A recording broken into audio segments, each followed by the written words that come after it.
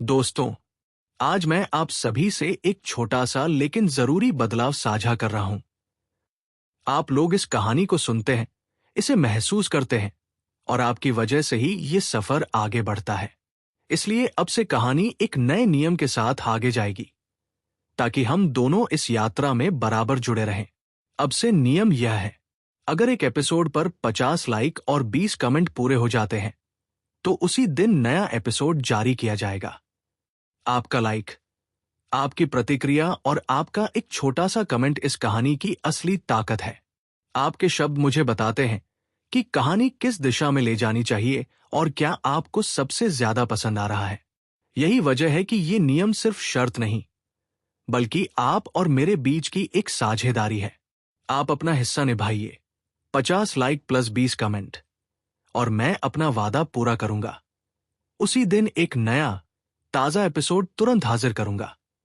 Episode 301 कांस्य पत्र का रहस्य। सब लोग अचानक हैरान रह गए और विकास ने अजीब तरह से कहा, तो अब हम इसका क्या करेंगे। इस समय सरिता, बड़ी मौसी और अन्य लोग दरवाजे पर खड़े थे। अंदर की बातें सुनकर उन सभी को लगा जैसे उन पर एक तरह का पागलपन हावी हो रहा है। 5 करोड़, ये कैसे एक सिरदर्द बन गया। तुम्हें नहीं चाहिए, मुझे नहीं चाहिए, ये हो क्या रहा है। इतने पैसे के साथ तुम लोग एक दूसरे के साथ विनम्रता भी दिखाने लगे हो। एक काम करते हैं, ईशा ने अचानक कहा, 5 करोड़ यह न तो बहुत अधिक है और न ही बहुत कम। एक कंपनी शुरू करने के लिए पर्याप्त है। जय सिंह, तुम्हारे पास हाल ही में कुछ प्रोजेक्ट्स हैं न। इस पैसे का उपयोग एक कंपनी स्थापित करने और अपने प्रोजेक्ट्स को आगे बढ़ाने के लिए करो। बाद में तुम और विकास दोनों शेयर होल्डर्स हो सकते हो। तुम 51% हिस्सेदारी ले लो और बाकी विकास ले लेगा। क्या ये ठीक नहीं रहेगा। जय सिंह मुस्कुराए बिना नहीं रह सका। ईशा वास्तव में एक बड़े परिवार से थी, उसकी सोचने का तरीका वास्तव में उन लोगों से अलग था। ठीक है, तो ये तय रहा। जय सिंह ने मुस्कुराते हुए कहा, विकास, हम ये पैसा नहीं लेंगे, चलो साथ में बिजनेस करते हैं। अगर हम पैसा कमाते हैं तो ये हमारा है, अगर हम इसे खो देते हैं तो समझो कि हमारे पास ये पैसा कभी था ही नहीं। ठीक है। विकास के चेहरे पर उत्साह दिखाई दिया। वह जानता था कि जय सिंह वास्तव में उसे एक अवसर दे रहा था। अपने दम पर वह जीवन भर में इतना पैसा कभी नहीं कमा पाता, और अब एक कंपनी शुरू करना और उसे लगभग आधी हिस्सेदारी देना उसे मुफ्त में 2.5 करोड़ देने जैसा था।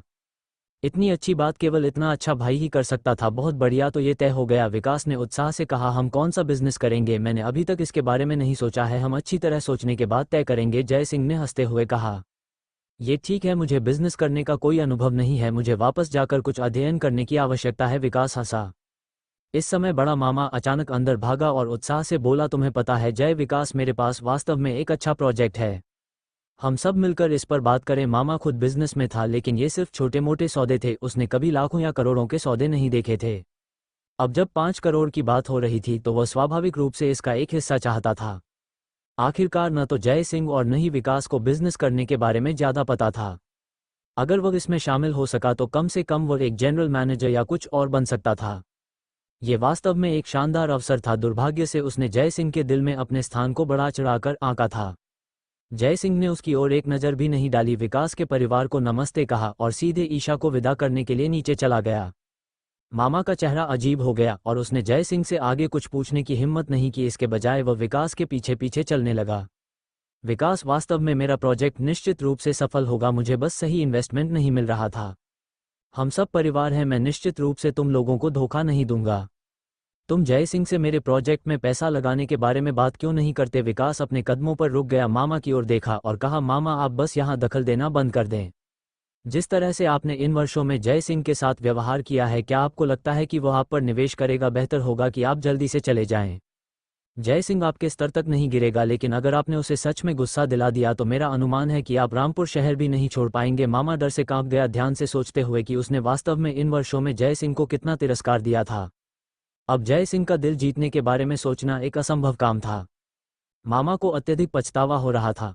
अगर उसे पता होता कि ऐसा होगा तो उसने शुरू से ही जय सिंह के साथ बेहतर व्यवहार किया होता, कम से कम अब विकास की तरह होता।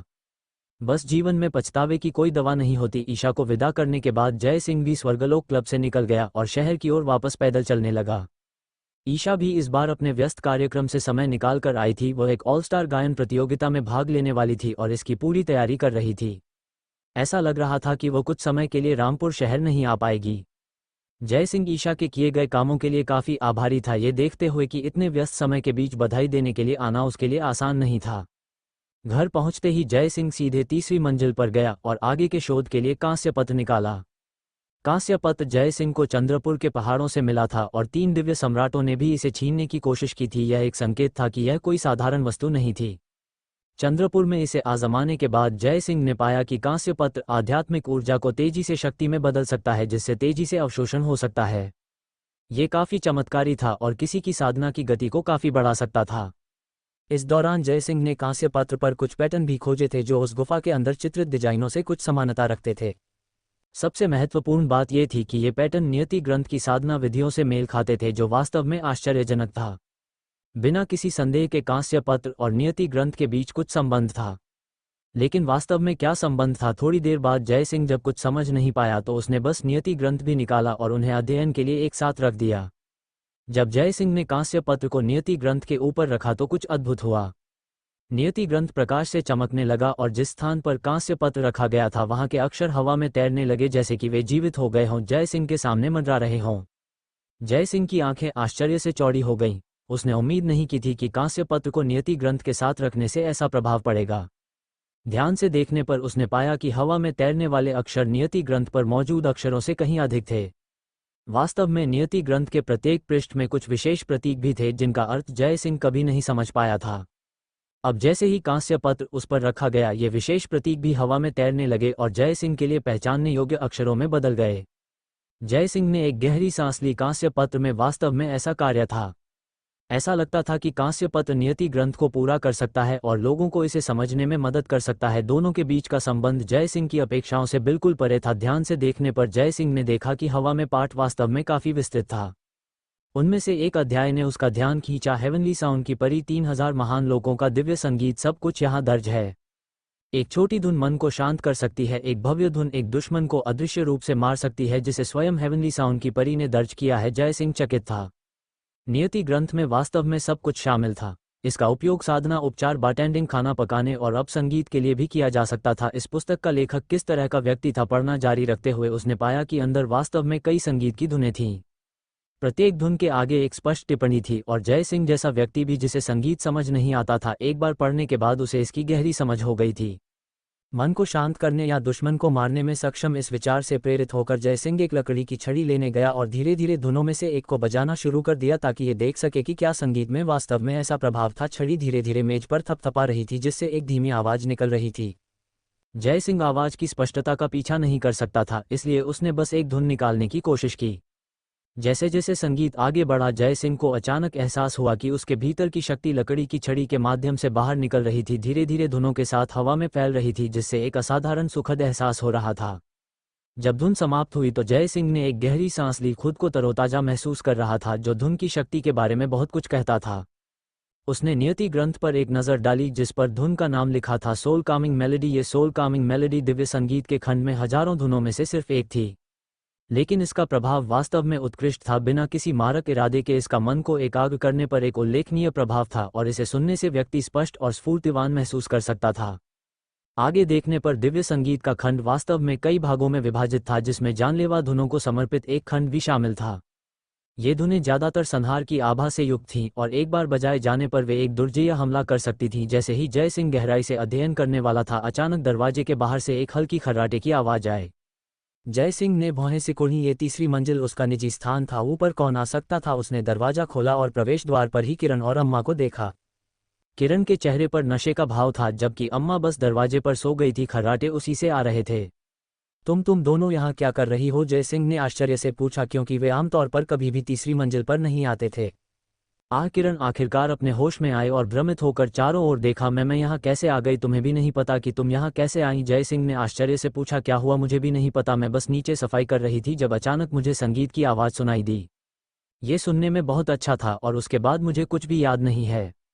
किरण ने अपने बगल में अम्मा को देखा और सदमे में चिल्लाई, माँ तुम्हें क्या हुआ? अम्मा भी उतनी ही भ्रमित होकर उठी। मैं यहाँ कैसे आ गई? जय सिंह को एक विचार आया और उसे एहसास हुआ कि वे उसकी सोल कामिंग मेलेडी की धुन सुनकर यहाँ खींचे चले आए थे।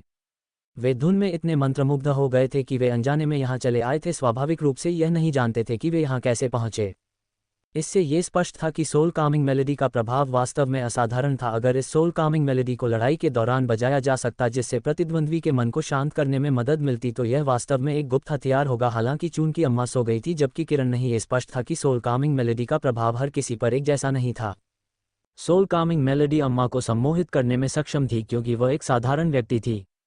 दूसरी ओर किरण केवल मंत्रमुग्ध हुई थी लेकिन सम्मोहित नहीं, जो शायद उसके हेवनली डेस्टिनी फिजिक से संबंधित था।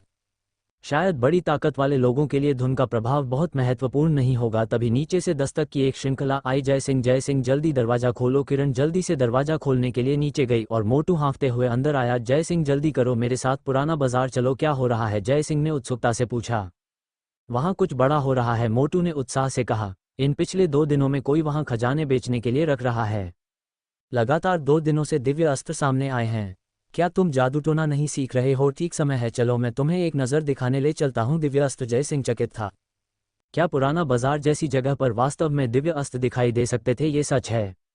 क्या तुम किसी से अपने लिए कुछ अच्छे जैड पत्थर खोजने के लिए नहीं कह रहे थे? ये खबर सिंघानिया परिवार से है जिसे उन्होंने पुराना बाजार से प्राप्त किया है। कहा जाता है कि अभी अभी वहाँ और खजाने पहुँचाए गए हैं, मोटू ने कहा। चलो जल्दी चलते हैं ताकि हम और समय बर्बाद न करें। जय सिंह ने सिर हिलाया और मोटू के साथ पुराना बाजार चला गया। हेवनली ग्रेड और अर्थ रैंक के बारे में जानने के बाद जय सिंह बहुत प्रभावित हुआ था। उसने अब और देरी करने की हिम्मत नहीं की, यह अपनी ताकत को जल्दी से बढ़ाने का समय था। जय सिंह को एहसास हो गया था कि नियति ग्रंथ का प्रत्येक पृष्ठ एक स्तर से मेल खाता है। वर्तमान में ची रिफाइनमेंट स्टेज में वह केवल दूसरा पृष्ठ खोल सकता था। जब वो फ्यूजन स्टेज में पहुंचेगा तो वह तीसरा पृष्ठ खोल पाएगा और स्पिरिट ट्रैंक्विलिटी स्टेज में प्रवेश करने पर वह चौथा पृष्ठ खोल सकता था। लेकिन क्या उसके परे 5वां, 6ठा या 7वां पृष्ठ था? सीधे एक फैंग शुई खजाने की भूमि खोजना एक आसान काम नहीं था। इसलिए जय सिंह को अब जो करने की जरूरत थी वह था अपना खुद का स्पिरिट गैदरिंग अरे बनाना। एक स्पिरिट गैदरिंग अरे बनाने के लिए 4 शीर्ष श्रेणी के स्पिरिट जेड के टुकड़ों की आवश्यकता थी। जय सिंह के पास पहले से ही एक किरिन जेड और एक अजूर ड्रैगन जेड का टुकड़ा था, उसे बस 2 और टुकड़े खोजने थे।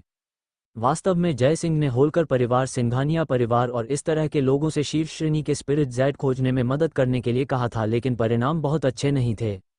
साधारण जेड पत्थर जय सिंह के लिए बहुत सार्थक नहीं थे और अच्छे वाले अत्यंत दुर्लभ थे, इसलिए खोज की प्रगति बहुत धीमी थी। अगर वो अच्छे जेड पत्थर नहीं खोज सका तो 1 या 2 दिव्य अस्त्र खोजना भी स्वीकार्य होगा, क्योंकि ऐसी वस्तुएं भी दुर्लभ खजाने थीं। पुराना बाजार पहुंचने पर मोटू सीधे जय सिंह को उस दुकान पर ले गया जहां वे पहले गए थे, वही जगह जहां जय सिंह की मुलाकात माया से हुई थी। जिस कड़ाही का उपयोग जय सिंह अब दवा बनाने के लिए कर रहा था वो इसी जगह से प्राप्त हुई थी। जैसे ही वे अंदर घुसे जय सिंह ने देखा कि कमरा काफी लोगों से घिरा हुआ था। सभी मेज के चारों ओर इकट्ठा थे जैसे कि कोई उत्सुक वस्तु प्रदर्शन पर हो। जय सिंह और मोटू आगे बढ़े और मेज पर एक नज़र डाली जहां उन्होंने एक श्वेत मरमर की देवी मूर्ति देखी। ये त्रुटिहीन रूप से परिपूर्ण और अत्यंत सुंदर लग रही थी, जो उपस्थित सभी का ध्यान आकर्षित कर रही थी। कितनी सुंदर देवी मूर्ति है! मोटू की आंखें चमक उठीं और उसने उत्साह से कहा, बॉस ये कितने की है? शश, एक आदमी ने मोटू को चुप रहने का इशारा किया। बात करना बंद करो। क्या तुमने नहीं देखा कि गुरु शर्मा यहाँ है? बकबक करते रहे तो मैं तुम्हें बाहर फेंक दूंगा। तभी मोटू ने देखा कि श्वेत मरमर की देवी मूर्ति के बगल में एक सुरुचिपूर्ण ढंग से कपड़े पहने बूढ़ा आदमी खड़ा था, जिससे ऐसी हवा निकल रही थी जैसे वह इस दुनिया से परे एक तपस्वी हो। हालांकि उसकी छोटी आंखों और बंदर जैसी नाक के साथ वह कुछ हद तक धूर्त लग रहा था। क्या ये गुरु शर्मा है? मोटू ने भ्रमित होकर पूछा। बेशक, उनके बगल में एक महिला ने तुरंत कहा। राजधानी शहर से गुरु शर्मा एक खजाना पारखी और एक प्राचीन वस्तुओं के विशेषज्ञ। खजानों के मूल्यांकन में वे बहुत पर्सपिकेशियस हैं। इसके अलावा मुख्य बात यह है कि वे दिव्य अस्त्रों को भी पहचान सकते हैं जो घरों की रक्षा के लिए बहुत अच्छे होते हैं। वे वास्तव में एक तपस्वी जैसे विशेषज्ञ हैं। सच में, मोटू हैरान रह गया। दिव्य अस्त्रों का मूल्यांकन करना ये वास्तव में एक विशेषज्ञ की निशानी होगी। बेशक ये सच है, महिला ने उत्साह से कहा। गुरु शर्मा यहाँ 3 दिनों से हैं और उन्होंने पहले ही 2 दिव्य अस्त्रों की पहचान कर ली है। ये श्वेत मरमर की देवी मूर्ति तीसरी हो सकती है। अगर यह सच निकला तो हम लाखों से करोड़ों की कीमत की बात कर रहे हैं। वाह, यह अद्भुत है! मोटू जय सिंह की ओर मुड़ा। देखा, मैं गलत नहीं था है न? इन दिनों कई दिव्य अस्त्र आए हैं और हमें चूकना नहीं चाहिए। जय सिंह मुस्कुराया और सिर हिलाया। श्वेत मरमर की देवी मूर्ति पर एक नज़र डाली और उसकी आंखों में आश्चर्य की एक झलक कौंध गई। उसी क्षण दुकान के मालिक ने जय सिंह को देखा। वह पहले तो चौंक गया और फिर उसका चेहरा तुरंत काला पड़ गया। पिछली बार जय सिंह ने उससे 30 लाख की चीज सिर्फ 30,000 में खरीदी थी और उस प्रेतग्रस्त वस्तु से उसे घायल करवा दिया था, जिससे उसकी जान लगभग चली गई थी। उसने मन में गहरी नफरत पाल रखी थी उसे फिर से देखकर ऐसा लगा जैसे दुश्मन आमने सामने आ गए हों। गुरु शर्मा श्वेत मरमर की देवी मूर्ति के चारों ओर 2 बार घूमे, अचानक अपना हाथ बढ़ाया और उसकी ओर इशारा करते हुए जोर से चिल्लाए, जल्दी, जैसे किसी आदेश का पालन कर रहे हो। इस चिल्लाहट के बाद श्वेत मरमर की देवी मूर्ति से एक हल्की चमक निकली। प्रभामंडल के भीतर मूर्ति अलौकिक और दूरस्थ फिर भी परम पवित्र दिखाई दे रही थी। यह एक और दिव्य अस्त्र है, किसी ने सदमे में कहा और सबकी आंखें चौड़ी हो गईं। दिव्य अस्त्र ऐसी चीजें थीं जिनकी आप केवल उम्मीद कर सकते थे लेकिन खोज नहीं सकते थे। गुरु शर्मा कुछ थके हुए लग रहे थे, 2 कदम पीछे हटे, अपने माथे से पसीना पोंछा और कहा, अगर मैं गलत नहीं हूं तो ये संभवतः परम संत युदे जैन मास्टर द्वारा पूजी जाने वाली देवी की पवित्र मूर्ति है। मास्टर युदे के साथ 170 वर्षों तक रही प्रतिदिन बुद्ध की कृपा से पोषित इसके भीतर बुद्ध प्रकृति का संचार हो गया है। इसे घर में रखने से यह न केवल सौभाग्य ला सकती है और विपत्ति को टाल सकती है, बल्कि जब इसे पास रखा जाता है तो ये कर्म को हल कर सकती है और व्यक्ति की रक्षा कर सकती है। इसके चमत्कारी प्रभाव हैं। सच में हे भगवान, यह अद्भुत है। सौभाग्य लाओ और विपत्ति टालो, कर्म हल करो, यह वास्तव में एक अमर खजाना है। यह वस्तु कितने में बिक सकती है? भीड़ उत्तेजित थी, एक दूसरे को धक्का देकर मेज के करीब जाने की कोशिश कर रही थी। सब लोग कृपया थोड़ा पीछे हटे, थोड़ी जगह दे, श्वेत मरमर की देवी मूर्ति को नुकसान न पहुंचाएं, ये बुरा होगा। मालिक ने जल्दबाजी में चिल्लाया, भीड़ को थोड़ा पीछे धकेल दिया।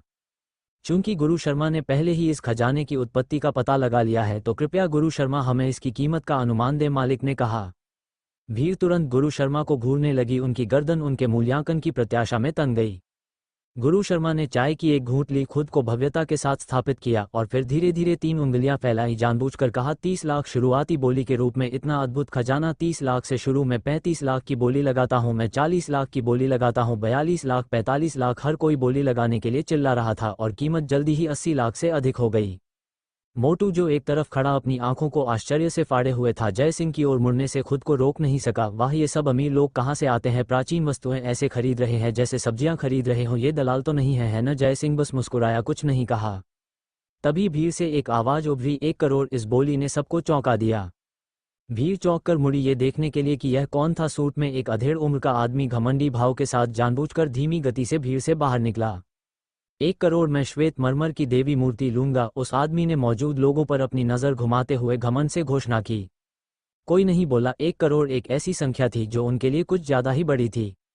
क्या कोई 1 करोड़ से अधिक बोली लगाने वाला नहीं है? मालिक ने चारों ओर देखा और कहा, ठीक है, अगर ऐसा है तो 1 करोड़ में ये बिक गई। इस सज्जन को भीड़ ने ईर्ष्या से देखा जब अधेड़ उम्र के आदमी ने श्वेत मरमर की देवी मूर्ति को सावधानी से पैक किया और उसे सावधानी से अपनी बाहों में पकड़ लिया। आखिरकार यह 1 करोड़ की थी।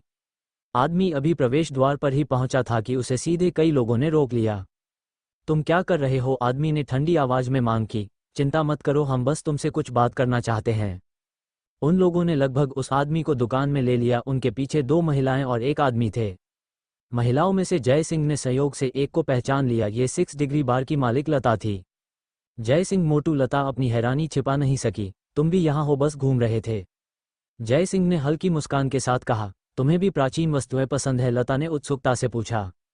बस देख रहा हूं, जय सिंह ने हल्की मुस्कान के साथ कहा, अपना सिर हिलाते हुए और दूसरी लड़की पर भी नजर डालते हुए। तुम्हारी दोस्त लड़की का रूप नाजुक था, उसके बाल एक साफ सुथरी चोटी में बंधे हुए थे जिससे युवा जीवन शक्ति का एहसास हो रहा था। ओह, मैं तुम्हें मिलवाना भूल गई, लता ने जल्दबाजी में कहा।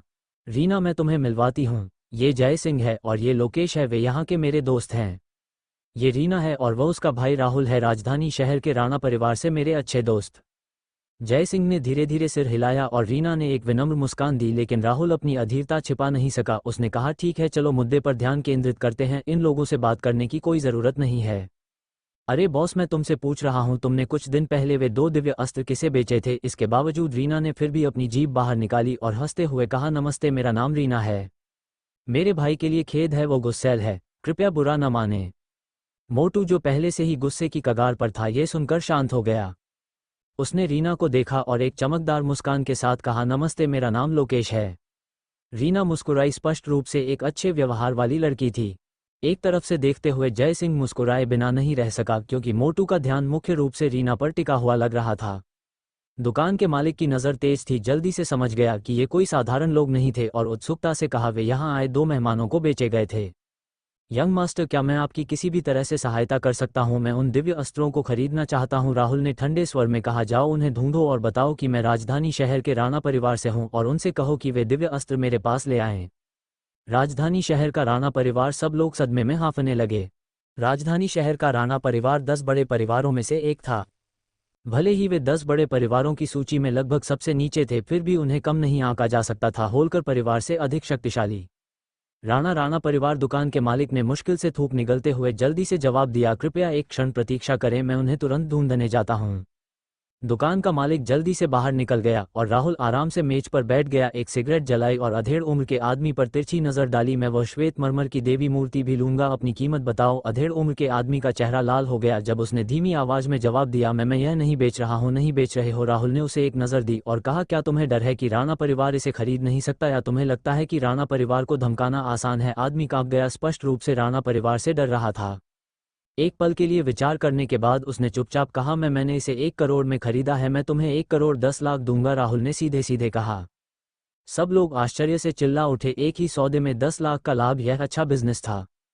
हालांकि आदमी ने सिर नहीं हिलाया। उसने फुसफुसाया, यह मेरे बॉस के लिए है, और अगर उन्हें पता चला कि मैंने इसे 1 करोड़ 10 लाख में बेच दिया तो मैं इसका औचित्य नहीं बता सकता। 1.5 करोड़, राहुल ने रूखेपन से पेशकश की, 50 लाख अतिरिक्त, क्या अब तुम इसका औचित्य बता सकते हो? आदमी नीचे देखते हुए एक लंबे क्षण के लिए चुप रहा, जैसे कि सबसे कठिन निर्णय ले रहा हो। फिर उसने अपने दांत भींचे और कहा, ठीक है, 1.5 करोड़ में मैं इसे तुम्हें बेच दूंगा। ये हुई न बात? राहुल विजयी रूप से हंसा, ऐसी कोई चीज नहीं है जो मेरा राणा परिवार चाहता हो और हम उसे पा न सकें। चलो उसे पैसे दो और मुझे वो वस्तु लाओ। किसी ने तुरंत जाकर लेन देन किया और श्वेत मरमर की देवी मूर्ति को राहुल के पास ले आया। जल्द ही बॉस 2 और लोगों को लेकर आया। पिछले 2 दिव्य अस्त्र क्रमशः 80 लाख और 1 करोड़ 10 लाख में बिके थे। राहुल ने उन दोनों को खरीदने के लिए और 3 करोड़ खर्च किए। 3 दिव्य अस्त्रों को देखते हुए राहुल का चेहरा खुशी से खिल उठा। वास्तव में ये बहुत अच्छी चीजें हैं, दिव्य अस्त्रों की सच्ची परिभाषा, लता ने मुस्कुराते हुए कहा। तुम देर से आए। गुरु शर्मा यहाँ 2 दिनों से हैं और उन्होंने कई खजानों का मूल्यांकन किया है। अगर तुम 1 दिन पहले आए होते तो तुम और भी खजाने खरीद सकते थे। उन तथाकथित खजानों की मेरे घर में कमी नहीं है। मैं जो चाहता हूँ वो केवल दिव्य अस्त्र है, राहुल ने गर्व से घोषणा की। सच है, बुजुर्ग राणा को हमेशा अपने संग्रह से प्यार रहा है, ऐसी चीजें निश्चित रूप से प्रचुर मात्रा में होंगी। लता प्राचीन वस्तुओं की ओर मुड़ी। हालांकि इन सभी का मूल्यांकन गुरु शर्मा ने किया है। हो सकता है मुझे यहाँ कोई सस्ता सौदा मिल जाए। बॉस, ये कितने का बिक रहा है? आह मैडम, आपकी नज़र बहुत अच्छी है, यह मुगल काल का चीनी मिट्टी का कटोरा है और इतनी पूरी स्थिति में एक मिलना बहुत दुर्लभ है। बॉस तुरंत उत्साहित हो गया, मैं देख रहा हूं कि आप एक सीधी सादी इंसान हैं। ऐसा करते हैं, 10 लाख 10 लाख। लता की आंखें चौड़ी हो गईं। 1 कटोरे के लिए 10 लाख? क्या तुम मजाक कर रहे हो? मैडम, इस तरह के चीनी मिट्टी के कटोरे के लिए अगर यह नीलामी में जाता है तो ये कम से कम 13 लाख में बिकेगा। मैं आपको ये 10 लाख में दे रहा हूं और यह पहले से ही एक बहुत ही उचित मूल्य है। बॉस रुका, फिर जोड़ा, इसके अलावा 10 लाख वह कीमत है जिसका मूल्यांकन अभी गुरु शर्मा ने किया है, न कि जो मैं मांग रहा हूं। अगर आप मुझ पर भरोसा नहीं करती तो क्या आप गुरु शर्मा पर भरोसा नहीं करती? लता झिझकी, कुछ हद तक प्रलोभित महसूस कर रही थी। गुरु शर्मा द्वारा दी गई कीमत विश्वसनीय होनी चाहिए। इसे खरीदकर फिर से बेचने से कम कुछ लाख का मुनाफा होगा। ये करने लायक बिजनेस था। उन प्राचीन वस्तुओं को अब और देखने की जहमत मत उठाओ, जय सिंह ने अचानक बीच में कहा। क्यों नहीं? लता ने फुसफुसाया, इन्हें फिर से बेचने से कुछ लाख कमा सकते हैं, ये खरीदने लायक है, मुझे लगता है कि कोई समस्या नहीं है, राहुल ने भी घमंड से कहा। सुंदरी लता, तुम्हारी दुकान 1 साल में कितना कमाती है? बस इनमें से किसी एक प्राचीन वस्तु को फिर से बेचने से कई लाख का राजस्व आ सकता है, जो तुम्हारी दुकान से कहीं ज्यादा है। अगर तुम्हारे पास पैसे की कमी है तो मैं तुम्हें शुरू करने के लिए कुछ उधार दे सकता हूं, जो एक दुकान चलाने से कहीं बेहतर है। लता की आंखों में चालाकी चमक उठी। वास्तव में उसे पैसे की जरूरत थी, आखिरकार वह एक अमीर परिवार से नहीं थी। एक दुकान चलाना उसे पहले ही थका चुका था। एक ही बार में एक बड़ी रकम कमाना कुछ ऐसा था जिसका वह सपना देखती थी। ये देखकर कि लता पैसा खर्च करने वाली है, जय सिंह ने सीधे सीधे कहा, मैंने कहा है कि इससे परेशान मत हो, तो बस इसे छोड़ दो। ये सभी प्राचीन वस्तुएं नकली हैं क्या? इस घोषणा पर कमरे में अचानक अफरा-तफरी मच गई। इनका व्यक्तिगत रूप से गुरु शर्मा ने मूल्यांकन किया था, वे संभवतः नकली कैसे हो सकते हैं? तुम क्या बकवास कर रहे हो? गुरु शर्मा ने व्यक्तिगत रूप से उनकी जांच की और कई अन्य गुरुओं ने भी की। उनमें से हर एक ने पुष्टि की कि वे असली हैं। तुम्हें ये कहने का क्या अधिकार है कि वे नकली हैं? ये बच्चा कहाँ से आया है, इस तरह अपना मुंह चला रहा है? लता भी भ्रमित थी। जय सिंह, क्या तुम प्राचीन वस्तुओं का मूल्यांकन कर सकते हो? नहीं है न? गुरु शर्मा विंध्य प्रदेश में 20 वर्षों से अधिक समय से एक प्रसिद्ध गुरु रहे हैं, उनके मूल्यांकन में गलतियां नहीं हो सकती हैं न? जय सिंह ने अपना सिर हिलाया, तुम्हें इससे दूर रहना चाहिए। लता ने अपना सिर खुजलाया, अनिश्चित कि जय सिंह का क्या मतलब था। हालांकि गुरु शर्मा ने भौहें सिकोड़ी, उन्होंने अपनी चाय का कप नीचे रखा और जय सिंह को देखा। युवा मित्र, ऐसा लगता है कि तुम्हें मेरे मूल्यांकन के बारे में कुछ संदेह है। जय सिंह मुस्कुराया, न तो पुष्टि की और न ही इनकार किया। हालांकि गुरु शर्मा के बगल में खड़ा एक युवक इसे और बर्दाश्त नहीं कर सका। उसने गुस्से में भौंका, मेरे गुरु ने तुमसे एक सवाल पूछा, क्या तुम बहरे हो या गूंगे? जवाब देना नहीं जानते? अरे ये तुम्हारा लहजा कैसा है? मोटू ने गुस्से में जवाब दिया, मैं ठीक इसी तरह बात करता हूं तो क्या? युवक चिल्लाया, मेरे गुरु विंध्य प्रदेश के प्राचीन वस्तु मूल्यांकन क्षेत्र में एक अग्रणी व्यक्ति हैं। 20 से अधिक वर्षों में उन्होंने कभी कोई गलती नहीं की है। फिर भी तुम ये दावा करने की हिम्मत करते हो कि मेरे गुरु द्वारा मूल्यांकित सब कुछ नकली है। ये बस मेरे गुरु की प्रतिष्ठा की बदनामी है। तुम एक वयस्क हो, क्या तुम्हारा मुंह एक पिछवाड़ा है? क्या तुम जब चाहो पाद सकते हो? जय सिंह ने भौहें सिकोड़ी। इस युवक के शब्द काफी हानिकारक थे। तुम्हारा मुंह पिछवाड़ा है, मोटू ने झिड़का। बच्चे, एक बार और गाली दो और देखो कि मास्टर मोटू तुम्हें पीटता है या नहीं। मैं तुमसे नहीं डरता, युवक ने अवज्ञापूर्वक जवाब दिया, स्पष्ट रूप से एक टकराव के लिए उत्सुक था। बस, गुरु शर्मा अचानक गुस्से में चिल्लाए और युवक ने तुरंत अपना सिर झुका लिया। मास्टर वे, गुरु शर्मा के हाथ के एक इशारे से युवक तुरंत चुप हो गया। गुरु शर्मा ने जय सिंह को सिर से पांव तक नापा। युवक, मैंने इन वस्तुओं की पहचान की। तुम कहते हो कि वे सभी नकली हैं। मुझे आश्चर्य है कि तुम्हें यह विचार कहाँ से आया? जय सिंह नहीं बोला। अचानक बॉस ने कहा, बच्चे आखिरकार गुरु शर्मा के सामने चुप हो गए हैं न? हम बस एक हाई स्कूल का छात्र। क्या तुम सच में सोचते हो कि तुम इतने सक्षम हो, यहाँ आकर उंगलियां उठाने की हिम्मत करते हो? एक हाई स्कूल का छात्र? यह बच्चा अभी भी एक छात्र है। लानत है, क्या आजकल छात्रों में इतनी तमीज की कमी है? गुरु शर्मा से इस तरह बात करना बस अपमानजनक है। भीड़ एक बार फिर कोलाहल में फूट पड़ी और जय सिंह की ओर उनकी नज़र और भी अधिक तिरस्कार से भरी थी। राहुल ने जय सिंह पर तिरछी नजर डाली और कहा, गुरु शर्मा, इन मामूली लोगों की राय से क्यों परेशान हो? प्राचीन वस्तु मूल्यांकन में आपकी क्षमताएं सभी के लिए स्पष्ट है, पूरा विंध्य प्रदेश जानता है। ये बच्चा बस बकवास कर रहा है, उस पर ध्यान देने की कोई जरूरत नहीं है। भाई, तुम इस तरह कैसे बात कर सकते हो? रीना चिंतित थी। जय सिंह, बहन लता का दोस्त है, तुम उसके बारे में ऐसा कैसे कह सकते हो? राहुल ने एक ठंडी हंसी दी। लता, तुमने हाल ही में जो दोस्त बनाए हैं वे यू खराब गुणवत्ता के हैं। लता गुस्से में थी और दांत पीसकर बोली, राहुल अपनी भाषा पर ध्यान दो। मैं तुम्हें अपने दोस्तों का अपमान करने की अनुमति नहीं दूंगी। क्या यह एक अपमान है? राहुल ने उपहास किया। लता, ऐसा लगता है कि उन्होंने यह अपमान खुद अपने ऊपर लाया है न? तुम्हारे ये तथाकथित दोस्त, क्या वे ये भी जानते हैं कि प्राचीन वस्तुएं क्या होती हैं? गुरु शर्मा के सामने दिखावा कर रहे हैं। ये भैंस के आगे बीन बजाने जैसा है। वे बिना मेरी किसी मदद के खुद को शर्मिंदा कर रहे हैं। लोग तुरंत हंसी में फूट पड़े और जय सिंह पर उनकी नज़र तिरस्कार से भरी थी। उनके विचार में गुरु शर्मा ही प्राधिकारी थे। जहां तक जय सिंह की बात है, बस एक हाई स्कूल का छात्र, उसकी क्या क्षमताएं हो सकती हैं? उसे एक प्राचीन वस्तु दो और वह शायद उसे पहचान भी नहीं पाएगा। उसने बस यूं ही कह दिया, क्या तुम्हें इस तरह बाल की खाल निकालने की जरूरत है? लता ने गुस्से में झिड़का।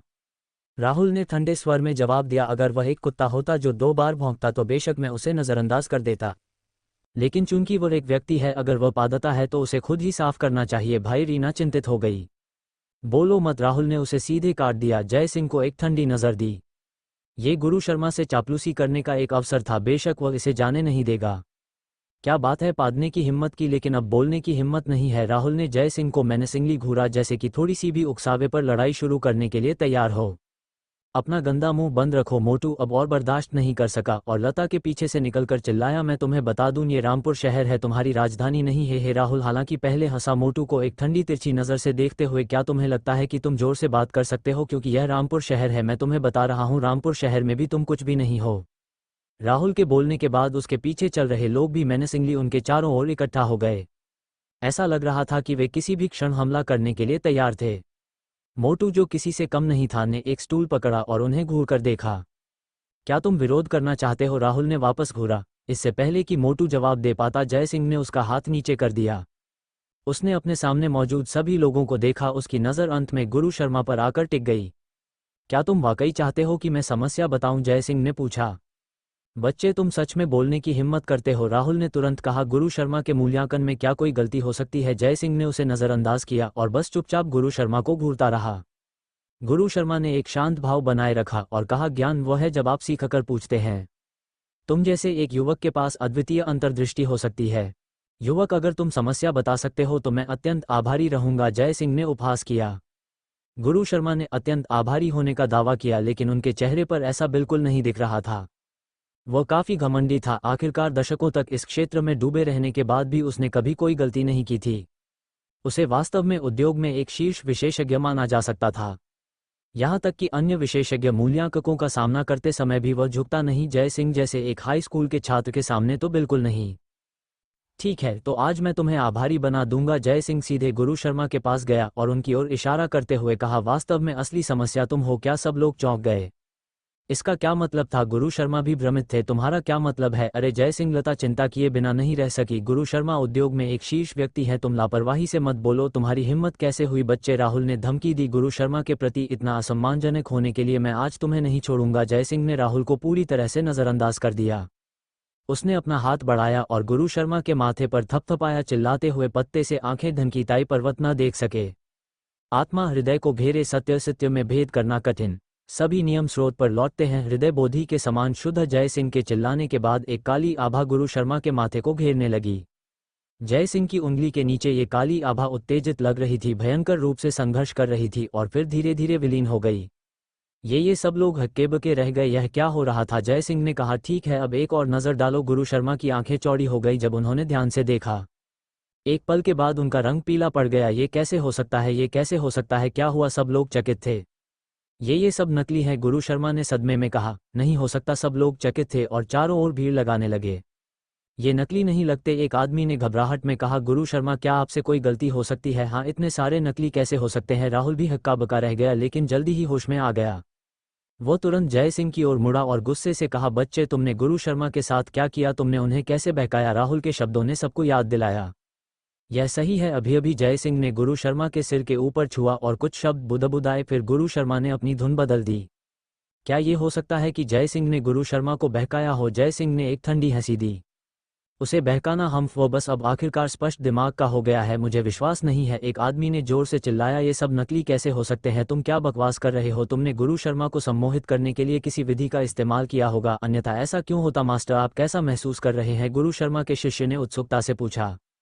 मैं ठीक हूँ, गुरु शर्मा ने अपना हाथ हिलाया और कहा, मुझे बहकाया नहीं गया है, ये वास्तव में नकली है। गुरु शर्मा, कृपया अभी के लिए बोलना बंद करें, राहुल ने बीच में कहा। ऐसा करते हैं, हम एक एम्बुलेंस बुलाकर गुरु शर्मा को अस्पताल ले जाते हैं। इस बच्चे ने गुरु शर्मा को सम्मोहित किया होगा, अन्यथा ऐसा क्यों होता? अस्पताल जाना है? शिष्य घबरा गया। नहीं, ऐसा नहीं होगा। मेरे गुरु का जल्द ही एक महत्वपूर्ण भोज है, वो अनुपस्थित नहीं रह सकते। तो अब हम क्या करें? राहुल ने भौहें सिकोड़ी। अचानक उसने अपना सिर जय सिंह की ओर घुमाया और गुस्से से चिल्लाया, अरे बच्चे, मैं तुम्हें चेतावनी देता हूं, गुरु शर्मा को तुरंत स्पष्टता में वापस लाओ, अन्यथा मैं सुनिश्चित करूंगा कि तुम अपने किए पर पछताओ। ये क्या समय है और तुम अभी भी यहाँ अपना रौब जमा रहे हो? जय सिंह मुस्कुराया, फिर अचानक राहुल की मेज पर गया और श्वेत मरमर की देवी मूर्ति उठा ली। तुम क्या कर रहे हो? राहुल चौंक गया, क्योंकि यह 1.5 करोड़ में खरीदी गई चीज थी। जय सिंह ने कुछ नहीं कहा, बस श्वेत मरमर की देवी मूर्ति को जमीन पर पटक दिया। सब लोग सदमे में हांफने लगे, यहाँ तक कि गुरु शर्मा की आंखें भी चौड़ी हो गईं। तुम पागल हो गए हो? राहुल हक्का बका रह गया। हालांकि वो राणा परिवार से था, 1.5 करोड़ का नुकसान भी उसके लिए स्वीकार करना कठिन था। इसके अलावा राहुल राणा परिवार की केवल एक शाखा का था। इतनी बड़ी गलती के साथ कबीले में उसका भविष्य बर्बाद हो जाएगा। जय सिंह, तुम क्या कर रहे हो? लता भी कांप रही थी, उसके होंठ कांप रहे थे। 1.5 करोड़, अगर वह अपना बार बेच भी देती तो भी वो उसे कवर नहीं कर सकती थी। जय सिंह मुस्कुराया और कहा, अच्छी तरह से देखो इस चीज के अंदर क्या है। सबने ध्यान से देखा, केवल ये देखने के लिए कि श्वेत मरमर की देवी मूर्ति के अंदर कुछ बिजली के तार थे और इन तारों से जुड़ा एक छोटा सा लाइट बल्ब था। ये कैसे हो सकता है? सब लोग चकित थे। श्वेत मरमर की देवी मूर्ति को एक प्राचीन खजाना माना जाता था। इसके अंदर आधुनिक बिजली के तार कैसे हो सकते थे? मोटू सबसे पहले प्रतिक्रिया देने वाला था, हंसी में फूट पड़ा। वाह, एक प्राचीन वस्तु है न? मास्टर युदे द्वारा 170 वर्षों तक ले जाया गया। ये कम से कम 170 साल पुराना होना चाहिए है न? और इसके अंदर बिजली के तार हैं। ये तार भी बुरे नहीं हैं, मानक राष्ट्रीय तार है न? मास्टर युदे वास्तव में अमीर थे। सब लोग हक्के बके रह गए। ये निश्चित रूप से असली वस्तु नहीं थी। प्राचीन वस्तुओं में तार और लाइटें कब से होने लगी? ये क्या चीज़ है? लता ने आश्चर्य से कहा। नकली माल, जालसाजी। बेशक, जय सिंह हंसा, अन्यथा तुम्हें क्या लगता है कि तुमने जो प्रभामंडल देखे थे वे कैसे बने थे? नहीं हो सकता। लता की आंखें अविश्वास में चौड़ी हो गईं। इतनी खराब तरीके से नकल करना, यह एक प्राचीन वस्तु 1.5 करोड़ की वस्तु मानी जाती है। नकल करने का इतना घिनौना तरीका कैसे हो सकता है? तुम गलत हो। जय सिंह ने अपना सिर हिलाया, नकल करने का ये तरीका बिल्कुल भी घिनौना नहीं है, ये तो नीचता की हद नहीं है। लता ने हैरानी से कहा, कम से कम वो नकली पुरानी चीजें उसी सामग्री से तो बनी होती हैं, सालों तक जमीन में दबी रहती हैं और जब बाहर निकलती हैं तो काफी असली लगती हैं। इस चीज में तो तार और बल्ब भी लगे हैं, क्या यह उससे भी बुरा नहीं है? ऐसा आवश्यक नहीं है। जय सिंह हंसा और उसने श्वेत मरमर की देवी मूर्ति का एक टुकड़ा उठाया। देखो इसके अंदर क्या है? क्या लता पास आई और एक नजर डाली और अपनी हैरानी छिपा नहीं सकी। अरे इसके अंदर इतने सारे नमूने क्यों हैं? ऐसा है क्या? सब हैरान थे, एक के बाद एक पास आकर टुकड़ों को करीब से देखने लगे और सच में अंदर कई जटिल नमूने खोज निकाले। यह क्या है? किसी ने उत्सुकता से पूछा। कभी बविचिंग अरे के बारे में सुना है? जय सिंह ने कहा, इसके अंदर एक छोटे पैमाने का बविचिंग अरे है जो पास आने वाले लोगों को भ्रमित कर सकता है। जब तुम इस श्वेत मरमर की देवी मूर्ति के पास जाओगे तो तुम्हारा मन विचलित हो जाएगा, जिससे तुम अपना विवेक खो दोगे। अंदर का बल्ब जलता है और एक प्रभामंडल बनाता है। अरे के प्रभाव में लोग सोचेंगे कि यह एक मैजिक आर्टिफैक्ट है। भीड़ भौचक्की रह गई और लता ने चौंक कर पूछा, इसका मतलब है कि किसी भी वस्तु को पुरानी चीज बताकर बेचा जा सकता है? तुम ऐसा कह सकती हो, जय सिंह ने उत्तर दिया, लेकिन ऐसा बविचिंग अरे बनाना कोई आसान काम नहीं है। आमतौर पर जो लोग ऐसे अरे बना सकते हैं वे ऐसी गतिविधियों में शामिल होने के लिए नहीं झुकेंगे, कुछ करोड़ों के लिए धोखा देने के लिए नहीं झुकेंगे। इसलिए इस तरह के धोखे बहुत दुर्लभ हैं। तो यहाँ क्या हो रहा है? सब भौचक्के थे। जय सिंह बोला नहीं, बस गुरु शर्मा को गहरी नजर से देखा। इस समय राहुल अचानक घबरा गया। वह दौड़कर आया और बोला, क्या तुम्हारा मतलब है कि मैंने एक नकली चीज खरीदी है? तुम गलत हो। जय सिंह ने सिर हिलाया। राहुल का उत्साह कुछ बढ़ा। तुमने एक नकली सामान नहीं खरीदा, जय सिंह ने धीरे धीरे कहा, तुमने 3 नकली चीजें खरीदी हैं। राहुल की आंखें लगभग बाहर निकल आईं। उसने जल्दी से दूसरे 2 मैजिक आर्टिफैक्ट्स निकाले। क्या ये सब नकली हैं? राहुल रोने ही वाला था। उसने लगभग 50 करोड़ खर्च किए थे और उसे क्या मिला? 3 नकली चीजें। वह वापस जाकर यह कैसे समझाएगा? गुरु शर्मा सावधानीपूर्वक जांच के लिए आए और उनका चेहरा पीला पड़ गया। उनकी आवाज कांप रही थी। वास्तव में ये सब नकली हैं। राहुल अविश्वास में अपना होंठ चबाया, उनमें से एक को पकड़ा और जोर से जमीन पर पटक दिया। परिणाम पिछली श्वेत मरमर की देवी मूर्ति जैसा ही था। इसमें तार बल्ब थे और बनाए गए प्रतीक पूरी तरह से समान थे। राहुल ने तीसरे को भी पटक दिया और अभी भी कोई बदलाव नहीं था, स्थिति वही थी। राहुल पूरी तरह से हारकर फर्श पर गिर पड़ा। वो कुछ मैजिक आर्टिफैक्ट्स इकट्ठा करके अपना नाम बनाना चाहता था। नाम बनाने के बजाय अब उसके पास इतना गहरा गड्ढा था कि उसे संदेह था कि वह इसे कभी भर पाएगा।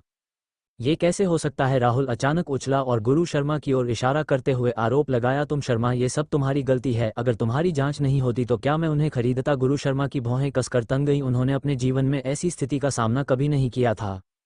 राहुल, मेरा सुझाव है कि तुम पहले ये सोचो कि अपने पैसे वापस कैसे पाएं, जय सिंह ने मुस्कान के साथ कहा। पैसे वापस मिल सकते हैं? राहुल का भाव नाटकीय रूप से बदल गया जब उसने जल्दबाजी में पूछा, जय भैया, क्या तुम्हारे पास पैसे वापस पाने का कोई तरीका है? हे जय सिंह ठंडा होकर हंसा और जारी रखा, इतने प्यार से भैया भैया मत करो।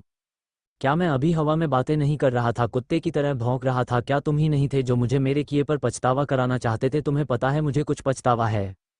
मुझे ये बताना ही नहीं चाहिए था। अगर तुम इन नकली चीजों को अपने साथ वापस ले जाते तो ज्यादा मनोरंजक होता है ना? राहुल का चेहरा शर्मिंदगी से लाल हो गया। उसने कुछ समय पहले ही जय सिंह का गहरा अपमान किया था। अब जय सिंह से सहायता मांगना, क्या ये संभव भी था? तुम ज्यादा मत बोलो, राहुल ने दांत पीसे। मैं राजधानी के राणा परिवार से हूं। तुम राहुल के समाप्त करने से पहले जय सिंह ने उसके चेहरे पर एक थप्पड़ जड़ दिया। तो क्या हुआ? राजधानी के राणा परिवार का? जय सिंह ने ठंड से चिल्लाया।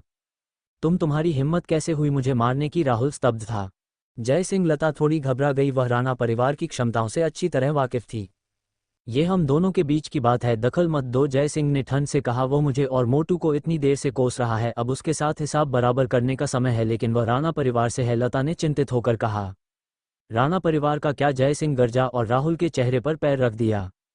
राहुल ने मौके पर ही खून थूक दिया। उसने कई बार संघर्ष किया लेकिन उठ नहीं सका और दहाड़ा, धिक्कार है, तुम किसका इंतजार कर रहे हो? मेरे लिए उसे मार डालो। राहुल के आदमी तुरंत दौड़कर आए लेकिन जय सिंह ने शब्द बर्बाद नहीं किए, उन्हें एक एक करके जमीन पर गिरा दिया।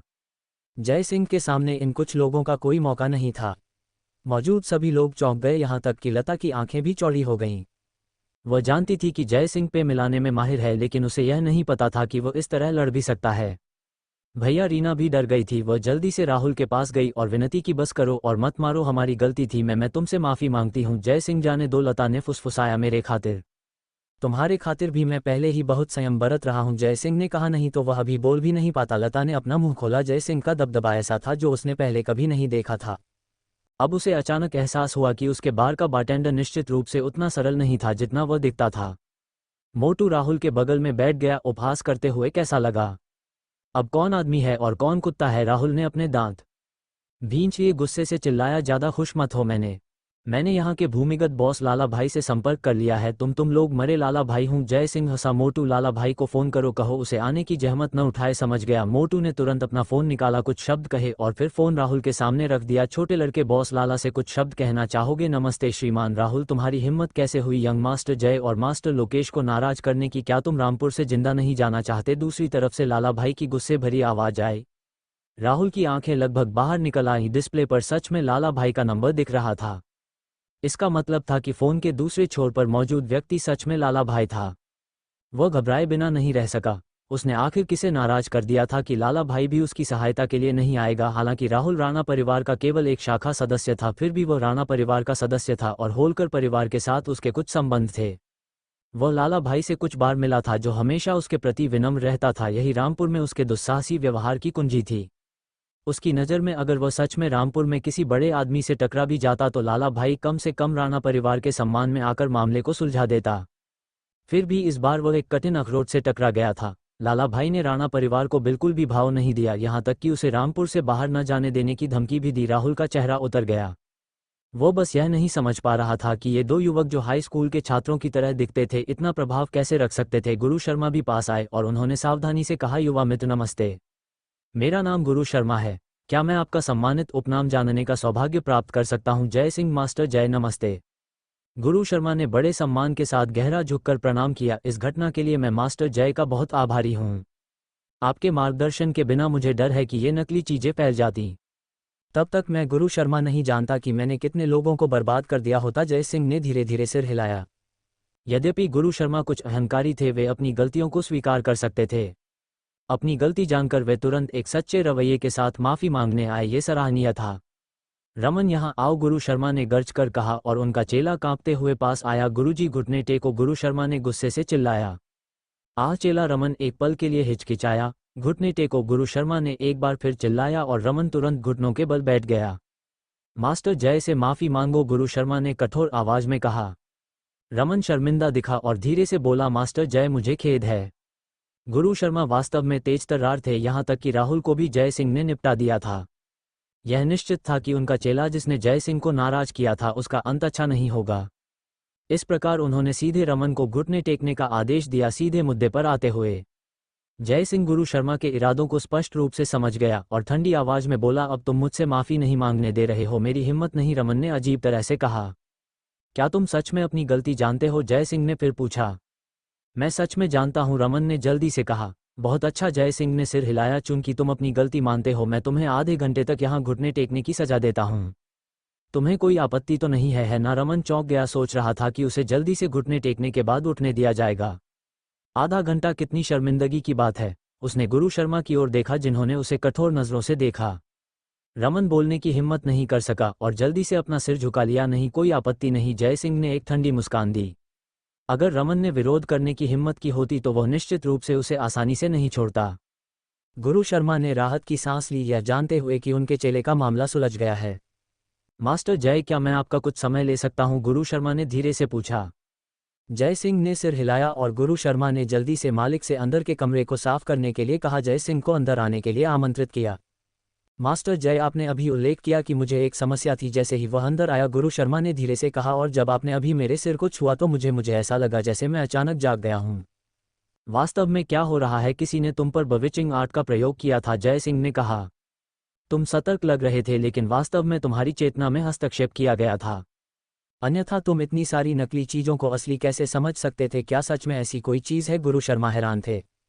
लेकिन ये किसने किया होगा? जय सिंह बस मुस्कुराया और बोला, मुझे इस बात की चिंता नहीं है कि यह किसने किया, केवल इस बात की है कि उन्होंने ऐसा क्यों किया। आपका क्या मतलब है? गुरु शर्मा ने उत्सुकता से पूछा।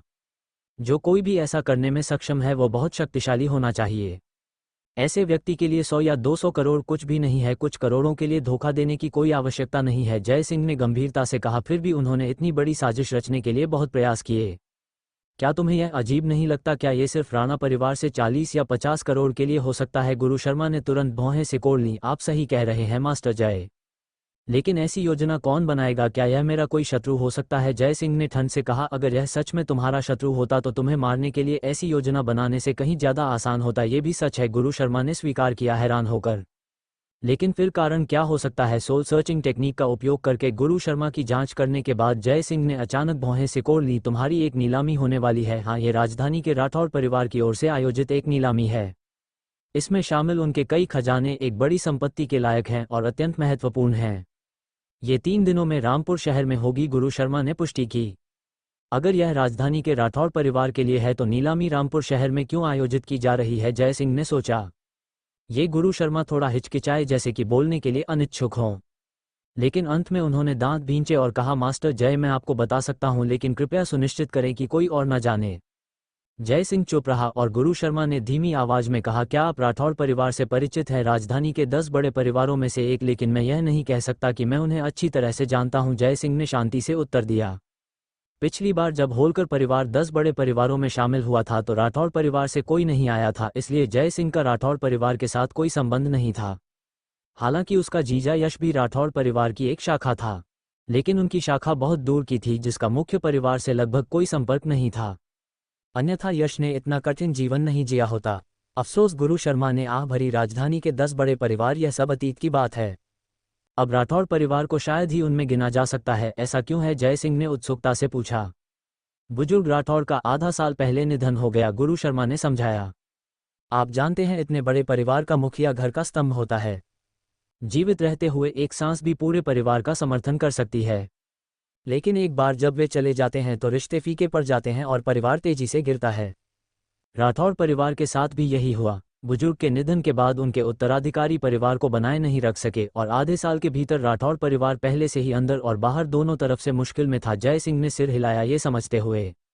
उदाहरण के लिए, अगर होलकर परिवार के हेमंत होलकर चले जाते तो होलकर परिवार की ताकत जल्दी ही कम हो जाती, और ईशा, जिसे जय सिंह ने वापस पहुंचाया था, ने रेड फायर जिनसेंग प्राप्त करने के लिए सब कुछ दांव पर लगा दिया था, सब कुछ अपने दादा को बचाने और अपने परिवार को अक्षुण्ण रखने के लिए। ऐसी घटनाएं बड़े परिवारों में आम थीं। राठौड़ परिवार अब अपने कई व्यवसायों के घाटे में चलने के कारण गंभीर रूप से कर्ज में है और पूरा परिवार मुश्किल से टिका हुआ है, गुरु शर्मा ने जारी रखा। परिवार की संपत्ति को बचाने के लिए वर्तमान परिवार के मुखिया के पास बुजुर्ग के संग्रह को नीलाम करने के अलावा कोई विकल्प नहीं था। उम्मीद है कि इससे कुछ पूंजी मिलेगी जिससे वे इस मुश्किल से निकल सकें। पिछले आधे साल में राठौड़ परिवार का तेजी से पतन निश्चित रूप से किसी साजिश का हिस्सा रहा होगा। परिवार जानता है कि वे अब चर्बी के एक टुकड़े की तरह हैं जिस पर कई लोगों की नजरें हैं। अगर वे राजधानी में नीलामी करते तो यह नहीं कहा जा सकता कि क्या दुर्घटनाएं हो सकती हैं। इसलिए उन्होंने नीलामी के लिए रामपुर शहर को चुना है, क्योंकि यह होलकर परिवार का क्षेत्र है। होलकर परिवार 10 बड़े परिवारों का एक नया सदस्य का अन्य परिवारों के साथ कोई उलझन नहीं है। इसके अलावा यह अफवाह है कि होलकर परिवार के पीछे एक शक्तिशाली संरक्षक है, इसलिए शायद जो लोग गुप्त रूप से साजिश रचते हैं वे रामपुर शहर में कोई कदम उठाने की हिम्मत नहीं करेंगे। अचानक जय सिंह को सब कुछ समझ में आ गया। ऐसा लगता था कि होलकर परिवार के 10 बड़े परिवारों में प्रवेश के साथ उन्होंने विंध्य प्रदेश में शक्ति संतुलन को भी काफी हद तक प्रभावित किया था। अपने शुरुआती वर्षों में मुझे बुजुर्ग राठौड़ से दया मिली थी, इसलिए राठौड़ परिवार ने मुझसे इस नीलामी की अध्यक्षता करने के लिए कहा। मैं पहले से ही रामपुर शहर आ गया था क्योंकि मैं स्थल से परिचित होना चाहता था। गुरु शर्मा आह भरे बिना नहीं रह सके, लेकिन मुझे उम्मीद नहीं थी कि मैं यहाँ इतने बड़े जाल में फंस जाऊंगा। जो व्यक्ति मेरे खिलाफ पीछे से साजिश रच रहा है वह वास्तव में कोई साधारण चरित्र नहीं है। पर्दे के पीछे का व्यक्ति आवश्यक रूप से तुम्हें निशाना नहीं बना रहा हो सकता है, जय सिंह ने धीरे धीरे कहा, या शायद उनका लक्ष्य राठौड़ परिवार है। तुमने खुद कहा राठौड़ परिवार चर्बी का एक टुकड़ा है जिस पर कई लोगों की नजरें हैं। पर्दे के पीछे के व्यक्ति को 100 या 200 करोड़ में कोई दिलचस्पी नहीं हो सकती, लेकिन 10 अरब या 20 अरब, खैर यह एक अलग कहानी है। गुरु शर्मा का चेहरा तुरंत बदल गया। मास्टर जय, क्या आप कह रहे हैं कि पर्दे के पीछे का व्यक्ति इस नीलामी पर हाथ साफ करने की योजना बना रहा है? हे जय सिंह हंसा। वास्तव में क्या हो रहा है ये तुम्हें खुद पता लगाना होगा। ये कहकर जय सिंह मुड़ा और हाथ पीछे बांधकर चला गया। उसे इन पारिवारिक झगड़ों में भाग लेने में कोई दिलचस्पी नहीं थी। पीछे छूट गए गुरु शर्मा वहां स्तब्ध खड़े थे, डर से कांप रहे थे। अगर यह वास्तव में नीलामी को निशाना बना रहा था तो यह एक बड़ा मुद्दा होगा। जय सिंह के भीतरी कमरे से निकलते ही मोटू तुरंत दौड़कर आया और जय सिंह के कंधे पर हाथ रख दिया। यार, तुम दोनों क्या बातें कर रहे थे? जय सिंह को सिहरन महसूस हुई और उसने मोटू का मोटा हाथ हटा दिया। उसके चेहरे पर घृणा का भाव था। ठीक से बात करो, खींचोतानी मत करो, तुम्हारे शौक अनोखे हैं और मैं तुम्हारी तरह नहीं हूं। देखो तो हम दोनों आदमी हैं, डरने की क्या बात है? मोटू फिर से जय सिंह से चिपक गया। उसका मोटा चेहरा लगभग जय सिंह के चेहरे से सट गया था। मुझसे दूर रहो, जय सिंह ने जल्दी से चकमा दिया। जल्दी बोलो, अगर तुम बात नहीं करोगे तो मैं जा रहा हूँ। नहीं रुको, मोटू ने जल्दबाजी में हाथ हिलाया। वो तुम लता दीदी की मदद कर सकते हो? जय सिंह ने कुछ दूर खड़ी लता और रीना पर एक नज़र डाली। रीना का चेहरा पीला था और वह आशा भरी आंखों से जय सिंह को देख रही थी। जय सिंह तुरंत समझ गया कि क्या हो रहा है। यह निश्चित रूप से रीना ने लता से मदद मांगी होगी और लता ने मोटू से कहा होगा। मोटू रीना के सामने अपनी धाक जमाना चाहता था, इसलिए तुरंत मान गया होगा। तुम लता दीदी की मदद कर रहे हो या उस छोटी सुंदरी की? साफ साफ बताओ, जय सिंह ने मुस्कान के साथ कहा। मोटू का चेहरा अनजाने में लाल हो गया। अरे कोई भी हो, आखिर हैं तो अपने ही लोग। ओ, अब अपने लोग हो गए? तुम इतने करीब कब से आ गए? जय सिंह हंसा। उसका चेहरा लाल हो गया। रीना का और मोटू का चेहरा भी चुकंदर की तरह लाल था जब उसने जल्दी से हाथ हिलाया। मजाक बंद करो, बस ये बताओ कि तुम मदद करोगे या नहीं? चूंकि अपने लोग हैं तो बेशक मैं मदद करूंगा। जय सिंह मुस्कुराया। लाला भाई को फोन करो, उसे उत्तरी बाग कॉलोनी में बिल्डिंग 3 के 5वें तल पर पूर्वी घर में जाने के लिए कहो। आदमी और पैसा दोनों अंदर है क्या? मोटू चौंक गया। कौन सा आदमी और पैसा? क्या तुम राणा परिवार को मैजिक आर्टिफैक्ट पर खर्च किए गए पैसे वापस दिलाने में मदद करने की कोशिश नहीं कर रहे हो? जय सिंह ने कहा। अभी जाओ और तुम आदमी और पैसा दोनों वापस पा सकते हो। अगर देर हो गई तो शायद बहुत देर हो जाएगी। वाह, मैंने तो इसका जिक्र भी नहीं किया और तुमने पहले ही अनुमान लगा लिया। तुम सच में मुझे बहुत अच्छी तरह से जानते हो। खुशी से मोटू ने तुरंत लाला भाई को फोन करने के लिए अपना फोन निकाला। तुम मेरे पेट के कीड़े हो, जय सिंह ने चिढ़कर जवाब दिया, क्योंकि मोटू की जुबान काफी तेज थी। लाला भाई के लोग पूरे रामपुर शहर में फैले हुए थे। फोन मिलने के बाद उसने जल्दी से पास से एक समूह भेजा। जल्द ही उसने सफलता की सूचना देने के लिए वापस फोन किया। पैसा और आदमी दोनों बरामद हो गए। खुशी से मोटू ने उत्साह से रीना को बताया। रीना, अब कोई समस्या नहीं है, पैसा बरामद हो गया है, चिंता मत करो। रीना ने राहत की सांस ली। राहुल की तरह वह भी राणा परिवार की एक शाखा से थी। अगर वह उस पैसे को खो देती, भले ही वह खोने वाली नहीं थी, तो शायद वह वापस जाने में सहज नहीं होती। अब जब ये बरामद हो गया था तो कोई समस्या नहीं थी। जय भैया, आपका बहुत बहुत धन्यवाद, रीना ने कृतज्ञता से जय सिंह से कहा। मुझे धन्यवाद देने की कोई जरूरत नहीं, मैं बस अपने भाई की मदद कर रहा हूं, जय सिंह ने मुस्कान के साथ कहा। रीना जय सिंह का मतलब समझ गई और मोटू की ओर मुड़कर फुसफुसाई। लोकेश भैया धन्यवाद, कोई बात नहीं कोई बात नहीं, हम दोस्त हैं, बेशक मुझे तुम्हारी मदद करनी चाहिए। मोटू उत्साह से दिल खोलकर हंसा। राहुल एक तरफ सिकुड़ गया और यह सुनकर कि पैसा मिल गया है वह भी बेहद उत्साहित था। जय सिंह से मिली पिटाई का गुस्सा तुरंत गायब हो गया। इस पैसे की राशि की तुलना में एक पिटाई क्या थी। ठीक है, चलो चलें यहाँ देखने के लिए और कुछ खास नहीं है, जय सिंह ने कहा। चलो चलो खाना खाते हैं, मोटू ने तुरंत कहा। लता दीदी, आप अक्सर बाहर नहीं आती, आज दोपहर का भोजन मेरी तरफ से। लता ने मोटू पर फिर उसके बगल में रीना पर एक नज़र डाली और मुस्कुराई। क्या तुम सच में मुझे दोपहर का भोजन कराना चाहते हो? बेशक, मोटू ने अपनी छाती थपथपाई। हमारा रिश्ता क्या है, मैं तुम्हें बचपन से दीदी कहता आया हूँ, तुम्हें एक वक्त का खाना खिलाना तो बिल्कुल सामान्य है। ठीक है, फिर मैं पहले रीना को छोड़ दूंगी और फिर तुमसे मिलने आऊंगी, लता ने मुस्कान के साथ कहा। मोटू तुरंत भौंचक्का रह गया। इस आदमी का दिमाग खाने पर नहीं था, ये सब रीना पर था। अब जब लता रीना को भेजना चाहती थी तो क्या यह उसके लिए सिर्फ एक गड्ढा नहीं था? जय सिंह हंसे बिना नहीं रह सका। लता ने मोटू की छोटी छोटी चालें देख ली थीं। इस मरे हुए मोटू से निपटने के लिए इस तरह की तरकीबों की जरूरत थी। जैसे ही मोटू का चेहरा लगभग सुअर के जिगर के रंग का हो गया, लता आखिरकार हंस पड़ी। ठीक है, मैं तुम्हें और नहीं चिढ़ाऊंगी। रीना यहाँ एक दुर्लभ यात्रा पर आई है, बेशक मुझे उसके साथ दोपहर का भोजन करना होगा।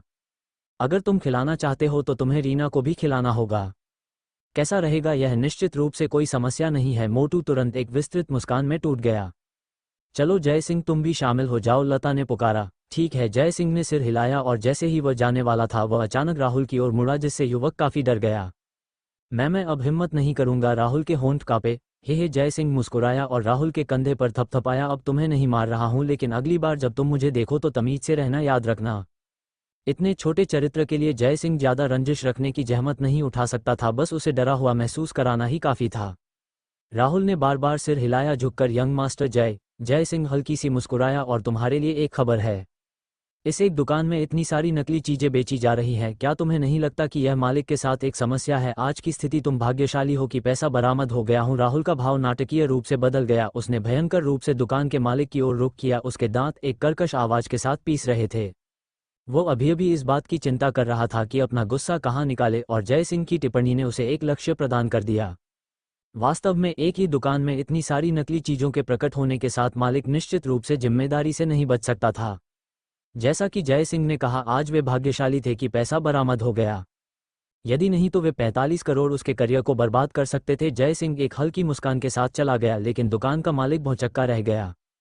इस घटना ने उसके लिए कयामत ला दी है ना। जैसे ही राहुल एक उग्र गति के साथ पास आया, दुकान के मालिक के होंठ कांपे और उसने जल्दी से कहा, तुम मेरी सफाई सुनो, यह मामला सच में मुझसे कोई लेना देना नहीं है, अपने दादा को समझाओ। राहुल गुस्से से दहाड़ा और अपने कई आदमियों को निर्देशित किया, इसे मेरे लिए पकड़ो। हालांकि राहुल के आदमी जय सिंह का मुकाबला नहीं कर सकते थे, लेकिन उन्हें दुकान के मालिक से निपटने में कोई समस्या नहीं थी। जय सिंह ज्यादा दूर नहीं गया था कि दुकान से पीड़ा की चीखें आने लगीं, क्योंकि मालिक रो रहा था और अपने माता पिता के लिए चिल्ला रहा था। जय सिंह के सामने राहुल कुछ भी नहीं था, लेकिन जब दुकान के मालिक की देखभाल करने की बात आई तो निश्चित रूप से कोई समस्या नहीं थी। मोटू और रीना के साथ दोपहर का भोजन करने के बाद बेशर्म मोटू ने रीना का फोन नंबर प्राप्त कर लिया। तभी उसने संतोषपूर्वक लता और रीना को जाने दिया। जय सिंह ने मोटू को छोड़ दिया और फिर खुद स्कूल लौट आया। अजय और वरुण स्कूल में अपनी पढ़ाई में व्यस्त थे। कॉलेज की प्रवेश परीक्षाएं नजदीक थीं, दोनों ही तैयारी के लिए बहुत प्रयास कर रहे थे। अब जब जय सिंह अकेला रह गया था तो ये काफी उबाऊ लग रहा था। विक्रम सिंह के साथ पहले की एक बातचीत ने जय सिंह को सोचने पर मजबूर कर दिया था। उसने पहले कभी साधना को बहुत गंभीरता से नहीं लिया था। नियति ग्रंथ संयोग से प्राप्त हुआ था और उसके मन में कोई विशेष लक्ष्य नहीं था। हालांकि जय सिंह को अचानक एहसास हुआ कि उसके पिता की पहचान उतनी सरल नहीं हो सकती और उसके पिता का उसे चौथा पृष्ठ खोलने पर जोर देना किसी कारण से होना चाहिए। जब साधना की बात आई तो जय सिंह वास्तव में और देरी नहीं कर सकता था। थोड़ी देर घूमने के बाद जय सिंह का फोन अचानक बजा। ये फाल्गुनी का फोन था। फाल्गुनी भाई, जय सिंह ने लापरवाही से कहा, क्या तुम पिटाई मांग रहे हो? फाल्गुनी की उग्र आवाज आए। हाँ, जय सिंह हंसे बिना नहीं रह सका। क्या बात है, कोई गड़बड़ है? अगर कोई बात नहीं है तो क्या मैं तुम्हें फोन नहीं कर सकती? फाल्गुनी ने कहा। जय सिंह हंसा, मेरा यह मतलब नहीं था, लेकिन ये देखते हुए कि तुम्हारे पति व्यस्त हैं, मैंने सोचा कि तुम घर संभालने में व्यस्त होगी। मुझे चुपके से फोन करना, मैं थोड़ा खुश महसूस किए बिना नहीं रह सकता। फाल्गुनी ने हे करके हंसी। अपनी बकवास बंद करो। कल दोपहर यश और मैं रामपुर वापस आ रहे हैं, हमें लेने आना याद रखना, ठीक है? चहक जय सिंह ने तुरंत जवाब दिया। ओह, और चूंकि तुम रामपुर शहर में बहुत से लोगों को जानते हो, क्या तुम पता कर सकते हो कि 3 दिनों में स्वर्गलोक क्लब में होने वाली नीलामी के लिए कोई टिकट बचा है? फाल्गुनी ने पूछा। एक नीलामी? जय सिंह एक पल के लिए हैरान हुआ, लेकिन फिर उसे राठौड़ परिवार की नीलामी याद आ गई। तो फाल्गुनी और बाकी लोग उस नीलामी के लिए आ रहे थे। कोई बात नहीं, मैं तुम्हारे लिए कुछ टिकटों की व्यवस्था कर दूंगा।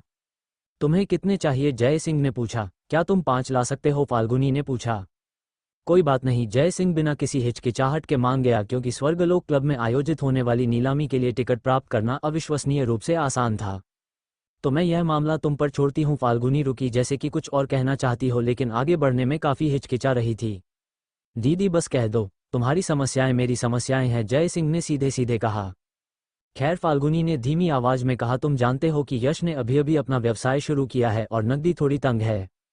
हमारे पास शायद नीलामी के लिए पर्याप्त धन नहीं होगा। विक्रम ठाकुर ने जो पैसे दिए हैं उन्हें अपनी मर्जी से इस्तेमाल करो, जय सिंह ने कहा, और अगर वह भी पर्याप्त नहीं है तो स्वर्गलोक क्लब आ जाना और मैं तुम्हें कुछ और दूंगा।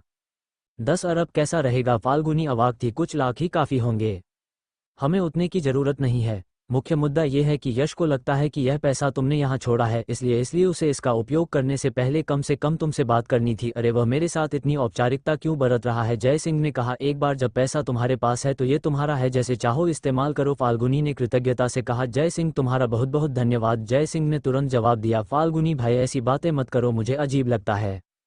चलो इसे कठोर ही रखते हैं, वही तुम पर ज्यादा जचता है। तुम किसे कठोर कह रहे हो? फाल्गुनी की आवाज तुरंत ऊंची हो गई।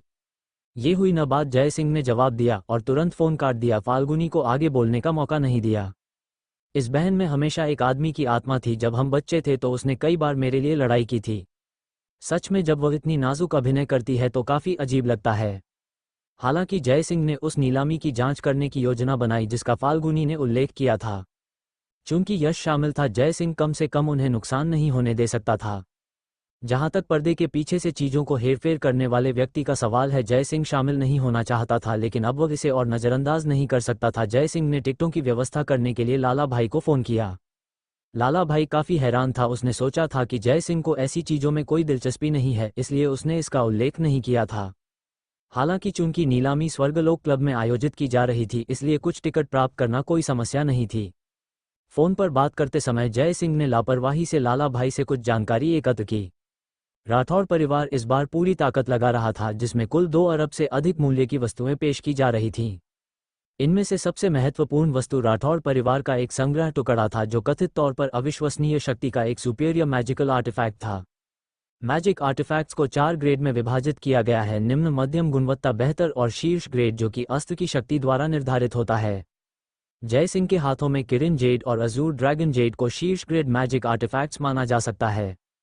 हालांकि चूंकि किरिन जेड और अजूर ड्रैगन जेड विकास प्रकार के अस्त्र थे, इसलिए उन्हें केवल शीर्ष ग्रेड मैजिक आर्टिफैक्ट्स के रूप में वर्गीकृत नहीं किया जा सकता था। आज के समाज में एक निम्न जादुई उपकरण का मालिक होना भी काफी बड़ी बात थी। जैसे कि राहुल ने जो श्वेत मरमर की देवी मूर्ति खरीदी थी, भले ही वो सच में एक मैजिक आर्टिफैक्ट होती, वो सिर्फ निम्न जादुई उपकरणों में से एक खराब गुणवत्ता वाला टुकड़ा था और उसे शक्तिशाली नहीं माना जा सकता था। फिर भी इसके बावजूद राहुल को लगा कि उसने 15 करोड़ खर्च करके इसे खरीदकर एक सौदा किया है जो मैजिक आर्टिफैक्ट्स की कमी को दर्शाता है। साधकों के लिए निम्न जादुई उपकरणों का कोई खास महत्व नहीं होता। ये निम्न जादुई उपकरण आमतौर पर साधकों द्वारा आम लोगों के लिए सौभाग्य और उनके घरों की रक्षा के लिए बनाए जाते हैं। उनकी आध्यात्मिक ऊर्जा बस शरीर को मजबूत कर सकती है। मध्यम गुणवत्ता वाले जादुई उपकरण दूसरी ओर वास्तविक शक्ति रखने लगते हैं। एक सामान्य साधक के लिए एक मध्यम गुणवत्ता वाले जादुई उपकरण का मालिक होना कोई आसान उपलब्धि नहीं है। यहाँ तक कि गुरु फकीर के पास भी एक नहीं है। जहाँ तक सुपेरियर मैजिकल आर्टिफैक्ट्स का सवाल है, वे और भी दुर्लभ और मुश्किल से मिलते हैं। अगर कोई साधक एक सुपेरियर मैजिकल आर्टिफैक्ट प्राप्त कर सकता है तो यह एक बाघ के पंख लगाने जैसा होगा, जिससे उनकी ताकत बहुत बढ़ जाएगी। यह उनके लिए उच्च स्तर के विरोधियों को हराना भी संभव बना सकता है। हालांकि सुपेरियर मैजिकल आर्टिफैक्ट्स अत्यंत दुर्लभ हैं, पूरे विंध्य प्रदेश में देखने पर शायद बहुत ज़्यादा नहीं होंगे। जहां तक शीर्ष ग्रेड मैजिक आर्टिफैक्ट्स का सवाल है, वे लगभग पौराणिक हैं, केवल एक सहस्राब्दी के इतिहास वाले प्राचीन परिवारों या बाहरी दुनिया से दूर रहने वाले एकांतवासी संप्रदायों में पाए जाते हैं। बेशक शीर्ष ग्रेड मैजिक आर्टिफैक्ट्स शिखर नहीं हैं, आखिरकार मैजिक आर्टिफैक्ट्स येलो ग्रेड क्षेत्र के अनुरूप हैं। एक बार जब किसी की शक्ति उत लेवल रेल्म में प्रवेश करती है तो शीर्ष ग्रेड मैजिक आर्टिफैक्ट्स भी फीके पड़ जाते हैं। उस स्तर पर व्यक्ति इमॉर्टल आर्टिफैक्ट्स का उपयोग करना शुरू कर देता है। जय सिंह को मैजिक आर्टिफैक्ट्स की ज़्यादा परवाह नहीं थी। उसकी 9 कोल जेड स्वॉर्ड को एक इमॉर्टल आर्टिफैक्ट माना जा सकता था। अन्य अस्त्र उसके लिए किसी काम के नहीं थे। हालांकि अगर राठौड़ परिवार के पास सच में एक शीर्ष ग्रेड मैजिक आर्टिफैक्ट था तो जय सिंह समझ सकता था कि कोई गुरु शर्मा को क्यों निशाना बनाएगा। या शायद पर्दे के पीछे के व्यक्ति का असली लक्ष्य वास्तव में राठौड़ परिवार का सुपेरियर मैजिकल आर्टिफैक्ट था। यश और फाल्गुनी नीलामी से एक दिन पहले रामपुर शहर पहुंचे। उनके साथ 3 और लोग थे, एक बुजुर्ग और 2 युवा। बुजुर्ग लगभग 70 या 80 साल के थे, यश के दादा के भाई जयराम राठौड़। 2 युवा, एक पुरुष और एक महिला, जयराम राठौड़ के पोते पोती जयंत और मीनल थे। जय सिंह को देखते ही यश ने तुरंत एक क्षमाप्रार्थी चेहरा दिखाया। छोटे जय, इस बार फिर से तुम्हें परेशान करने के लिए मुझे खेद है। हम सब परिवार हैं, औपचारिकता की कोई जरूरत नहीं है, जय सिंह ने हल्की मुस्कान के साथ कहा और जयराम राठौड़ का अभिवादन किया। जयराम राठौड़ काफी मिलनसार थे, लेकिन जयंत और मीनल के चेहरे पर ठंडे भाव थे। यश के परिचय के अनुसार जयराम राठौड़ उसके दादा के सगे भाई थे। अपने शुरुआती वर्षों में जयराम राठौड़ ने कहीं और जीवनयापन करने के लिए विंध्य प्रदेश छोड़ दिया था और तब से उन्होंने एक महत्वपूर्ण व्यवसाय स्थापित कर लिया था। हालांकि वो शायद ही कभी विंध्य प्रदेश लौटते थे, इसलिए यश को अपने दादा के भाई से मिलने के कम ही अवसर मिले थे। इन चचेरे भाई बहनों की तो बात ही छोड़ दें, उनका रिश्ता काफी औसत था। जयंत और मीनल स्पष्ट रूप से बहुत अधिक लाड़ प्यार से बिगड़े हुए प्रकार के थे। जिनसे वे मिलते थे उनके प्रति उदासीन व्यवहार करते थे। जय सिंह ने भी उन पर ध्यान नहीं दिया। जो बच्चे शहद के बर्तनों में बड़े होते हैं वे ज्यादातर ऐसे ही होते हैं। घर पर सब कुछ संभाल लिया गया है, हम पहले वापस क्यों नहीं चलते, जय सिंह ने मुस्कान के साथ सुझाव दिया। यह अच्छा लगता है, यश मुस्कुराया और सिर हिलाया। दादाजी, नीलामी कल है, क्या हम घर जाकर थोड़ी देर आराम करें? कैसा घर? मैंने पहले ही होटल बुक कर लिया है, जयंत ने सीधे कहा। चलो होटल चलते हैं। ये यश शर्मिंदा दिखा, जबकि फाल्गुनी ने जल्दबाजी में हस्तक्षेप किया। जब आप यहाँ हैं तो इसे अपना घर समझें। होटल में क्यों रुके, कमरे पहले ही बुक हो चुके हैं, चलो और समय बर्बाद न करें। जयंत ने घमंड से अपना स्मार्टफोन घुमाया। मेरे एक दोस्त ने मेरे लिए इसे बुक किया है। होटल नंदिनी, माना जाता है कि यह रामपुर शहर का सबसे अच्छा होटल है। मुझे लगता है कि यह बस ठीक ठाक है, लेकिन काम चल जाएगा। फाल्गुनी अवाक रह गई। स्पष्ट रूप से जयंत जय सिंह के घर नहीं जाना चाहता था। इस बिंदु पर जयराम राठौड़ ने बात की। यश, फाल्गुनी, तुम दोनों का धन्यवाद। हम यहाँ आकर पहले ही तुम्हें परेशान कर चुके हैं, हम तुम्हारे घर पर रुककर तुम्हें और परेशान करने की धृष्टता कैसे कर सकते हैं। चलो होटल में ही रुकते हैं, लेकिन नीलामी खत्म होने के बाद मैं निश्चित रूप से फाल्गुनी के माता पिता से मिलने के लिए एक व्यक्तिगत यात्रा करूंगा। कैसा रहेगा? बहुत अच्छा, यश तुरंत मुस्कुराया। दादाजी, तो मैं आपको होटल ले चलता हूं। एक तरफ खड़े जय सिंह एक अलग नज़र से देख रहा था। जयंत और मीनल स्वभाव से काफी घमंडी थे। जयराम राठौड़ दूसरी ओर अधिक मिलनसार थे। कोई आश्चर्य नहीं कि यश उनके प्रति इतना सम्मानजनक था। होटल नंदिनी में यश ने उन तीनों को छोड़ दिया और तुरंत फैंसी पोशाक पहने कई युवाओं ने उनका स्वागत किया। ये युवा जयंत के कॉलेज के दोस्त थे, सभी दूसरी पीढ़ी के अमीर बच्चे। यश ने देखा कि उनके जान पहचान वाले थे और ज्यादा देर नहीं रुका। जयराम राठौड़ को ऊपर भेजने के बाद वह सीधे चला गया। यश को जाते हुए देखकर उनमें से एक, जिसका नाम वरुण था, हंसा। अरे जयंत भाई, तुम्हें हमें बताना चाहिए था कि तुम रामपुर शहर आ रहे हो। हम तुम्हें लेने आ सकते थे। तुमने ये छोटा ड्राइवर कहाँ से ढूंढ लिया? किसी घटिया फॉक्सवैगन में बैठने के लिए? क्या ये बेइज्जती नहीं है? जयंत ने लाचारी से कहा, खैर मैं भी वहाँ नहीं बैठना चाहता था, लेकिन मेरे दादा ने उसे ढूंढने पर जोर दिया, उसे हमारे अपने परिवार का रिश्तेदार बताया। मैं क्या कर सकता था? मैं कभी विंध्य प्रदेश वापस नहीं आया और मुझे ये भी नहीं पता था कि हमारे ऐसे रिश्तेदार भी हैं। यंग मास्टर जयंत, अगर आपने इसका जिक्र नहीं किया होता तो मैंने अनुमान भी नहीं लगाया होता कि वह आपका रिश्तेदार है। वरुण हंसा, देखो उसने क्या पहना है, पूरे पहनावे की कीमत 500 रुपये भी नहीं है। 1 लाख रुपये से कम की कार चला रहा है। क्या यह एक मजाक है? यंग मास्टर जयंत, आपने कभी 2 लाख से कम की कार स्कूल ले गए हैं? ऐसे गरीब रिश्तेदार को बाहर लाना, क्या वे आपके सम्मानित परिवार से चिपकने की कोशिश कर रहे हैं? यह उससे भी बुरा है। मीनल ने तुरंत हस्तक्षेप किया, उसकी प्रेमिका ने अभी हमें अपने यहाँ रुकने के लिए कहा। हे भगवान, वह देहात से है, क्या उसका घर हमें ठहरा भी सकता है? सौभाग्य से मेरे भाई ने होटल नंदिनी बुक कर लिया था और वह तुरंत चुप हो गई। शायद उसे अंतर का एहसास हो गया। बेशक होटल नंदिनी रामपुर शहर का सबसे अच्छा होटल है। इसकी कीमत प्रति रात कई हजार है। उसने शायद ऐसी जगह कभी देखी भी नहीं होगी, इसलिए बेशक वो तुरंत पीछे हट गई। वरुण दिल खोलकर हंसा। जयंत ने पूछा, ठीक है वरुण, तुम्हारे द्वारा व्यवस्थित नीलामी टिकटों का क्या हाल है? उस रिश्तेदार की प्रेमिका कह रही थी कि उसके भाई ने पहले ही इसे सुलझा लिया है। हाँ, उनकी दीनहीन उपस्थिति के साथ वे किस तरह की अच्छी सीटें व्यवस्थित कर सकते हैं? मैं शर्त लगाता हूं कि वे नीलामी के दौरान खड़े रहेंगे। इसका जिक्र मत करो। इस नीलामी में वास्तव में बैठने के अलग-अलग स्तर हैं। सबसे खराब वाले वास्तव में खड़े होने की स्थिति है। वरुण जोर से हंसा, लेकिन जब तुम मुझसे मिलने आओगे तो बेशक मैं तुम्हारे लिए सबसे अच्छी सीटों की व्यवस्था करूंगा। ये बहुत अच्छा है। जयंत ने संतोष के साथ सिर हिलाया। अगर मुझे उनके साथ शामिल होना पड़ता तो यह एक वास्तविक बेइज्जती होती। चिंता मत करो, एक बार जब हम अंदर जाएंगे और हर कोई देखेगा कि हम कहाँ बैठे हैं तो वे बात समझ जाएंगे। वरुण हंसा, अगर वे अभी भी संकेत नहीं समझते हैं तो उन्हें आज रात होटल नंदिनी में आमंत्रित करो। उन्हें खुद देखने दो कि उनके और हमारे बीच क्या अंतर है। फिर हम देखेंगे कि क्या उनमें तुम्हें परेशान करते रहने की धृष्टता है। जयंत की आंखें चमक उठीं और वह मुस्कुराया। यह एक अच्छा विचार है, कोशिश करने लायक है। अगले दिन नीलामी शुरू होने से पहले यश तैयार हो गया और टिकट हाथ में लेकर जयराम राठौड़ को लेने की तैयारी कर रहा था। हालांकि उसे जयंत का एक फ़ोन आया जिसमें बताया गया कि उन्होंने पहले ही टिकट सुरक्षित कर लिए हैं और उन्हें यश के टिकटों की अब ज़रूरत नहीं है। यश भ्रमित था, लेकिन हमने तय किया था कि मैं उनके लिए टिकट लाऊंगा। उन्होंने अपने खुद के क्यों ले लिए? क्या यह एक फिजूल खर्ची नहीं है? उसके बगल में खड़ा जयसिंह चुप रहा।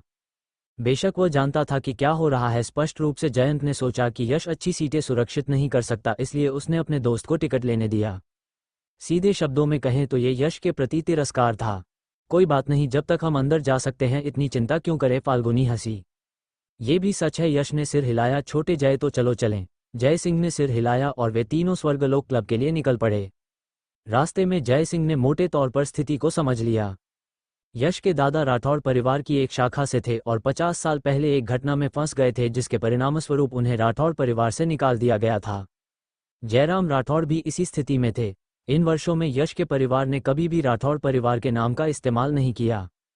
हालांकि यश के एक दादा के भाई ने उनकी देखभाल की थी और यश के दादा बहुत आभारी थे।